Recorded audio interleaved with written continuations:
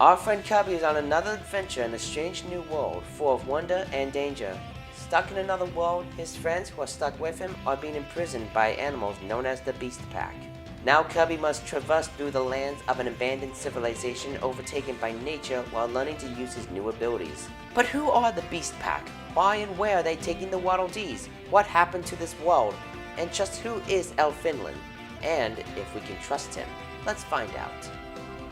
Hello everybody, my name is Dr. Alphonse Chachavi, and for those who do not know, I am an analyzer here on the channel. Ever since the release of Kirby and the Forgotten Lands demo, I have since finished it and gotten both the codes. If you're wondering what the codes are, play it yourself. It's free on the Switch. But because this being a Kirby game, I decided to replay the level over and over until I got every bit of lore I could get about this world. While I did get some significant information, it just wasn't enough, and I was just gonna leave it be until the full release of the game. But then, a miracle happened. I found online a translation of the typeface used in the game. Now that I have the translation of the typeface, I am now able to decipher everything that's in the game. I will leave a link down below to the translation on the internet. After translating everything I could in the game, here is what I have. Keep in mind, even though I have the translation and I was able to get a lot of new information, there's still a lot we don't know, like what happened to the world. And at this point, we can only hypothesize until the full game release this month. So, with that out of the way, let's begin. By the way, if you like what you see, please give us a like and also subscribe for more content like this on the channel. It really does help us a lot over here. I think the most appropriate place to begin with is Lightron Works Company. This company was highly regarded for its research and development of electro, bio, astro, and so on. But one day the company split, creating a power vacuum and gave rise to rival companies as well as corporate battles. This is all we know about Lightron Works for now. So let's talk about the other two important names that show up in this city, Holine Corp and Alivel. So far, we don't know if Holine Corp and Alivel were the result of the power vacuum, the company splitting up into these two, or these two working alongside Lightron Works.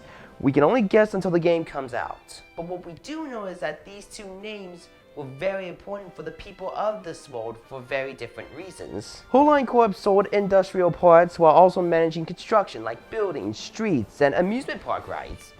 They also made cars at Holine Customer Autos, some kind of sister company to them. After all, if it's quality, it's Holine. Alivel, on the other hand, focused more on the needs of the people like travel and malls. Now, I feel I need to mention that Alivel is not mentioned by name in the game at all. It doesn't even have its own capsule, where the other two companies, Holine Corp and, what was the name again? Lightron Works Company. Instead, the only way I was able to figure out their name is because I translated it. Kind of makes you think that Alivel is going to play an important role in this game once it comes out. You know, food for thought. But in the end, the residents of the world seemingly disappeared and nature took over the city for who knows how long. The only sign of life there is the wildlife known as the Beast Pack, which serve as the main antagonists for Kirby and his friends. And that's it. That's all I was able to get after translating everything I saw on screen. So now, let's move on to the theories, huh? Theory number 1. Why does the Beast Pack want the Waddle Dees? Seeing how that some of this world's technology is still advanced, even in its ruined state, the Beast Pack would most likely not know how to use it, so they probably need the Waddle Dees to make or fix something like some kind of machine that would later be revealed at the climax of the game, which then Kirby would probably destroy. Theory number 2. Who is El Finland? If any Kirby game has taught me anything, is that you never trust the cute characters. Marx and Malago have proven that point. Now, I'm not saying that El Finland is a bad guy. I'm just saying, I got my eye on you. So let's just say he's the bad guy for the fun of it. Why would he be? Well, maybe he's responsible for the disappearance of the people of this world, because he looks like a mouse and he could have been experimented on by scientists. Not me, I'm a psychiatrist. And if scientists are known for one thing, is that their love for mice. I mean, they just can't get enough of them. Strange how the mice just keep dying, though. I wonder why that is. Oh, wow. Theory number 3. Is this where Adeline and Aldo came from? Adeline and Aldo, so far, are the only human-looking characters within the Kirby universe, aside from the cartoon show. But nobody truly knows where they actually came from. The best guess we've made is that they came from the planet Shiverstar from Kirby 64 that looks disturbingly like our planet frozen over in some winter apocalypse. But now that we have this world, there's a good chance that maybe this is the actual world they came from. So who knows? Did they come from a world overtaken by nature, or a world frozen over in a winter apocalypse? You decide. Or at least until the game comes out when we actually find out. I wonder if there's like a room that's just like a secret room that has like all the walls and ceiling, walls, floors just painted. That would be our smoking gun right there. That would be it. And that would be awesome. Theory number 4, Dimensional Rift. Whenever a dimensional rift like this shows up in the Kirby universe, it usually means 2 things. 1, Kirby is traveling to a different world that may be outside of his universe. And number 2, Galactonite. And convoluted timelines.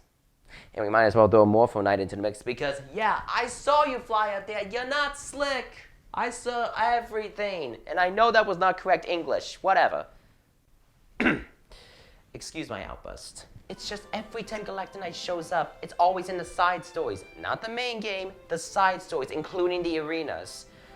And if he were to show up in the main timeline, it would make sense because, like, it's usually like King Dedede or Meta Knight fighting Galactonite, but it doesn't make any sense because Kirby should have been there, and it doesn't make sense. It really doesn't. The fans have ultimately agreed that Galactonite shows up in these what-if scenarios. I cannot stress this enough how much I hate that, because if we could just get Galactonite in the main story, it would just make so much sense. But no, they won't tell us anything. They like teasing us, and we love that so much. I hope someday we can get like a complete timeline of Galactonite's life so we can finally be at peace. I hope that happens in the future. But it most likely will not. What can you do? And with that, that's pretty much all there is in Kirby and the Forgotten Land demo. I promise you, when the full game comes out, I will do a follow-up video to this. Once when I learn all the lore, look at all the figurines, do everything, get 100%, come up with a story, come up with a few hypotheses and theories. I cannot say that word to save my life.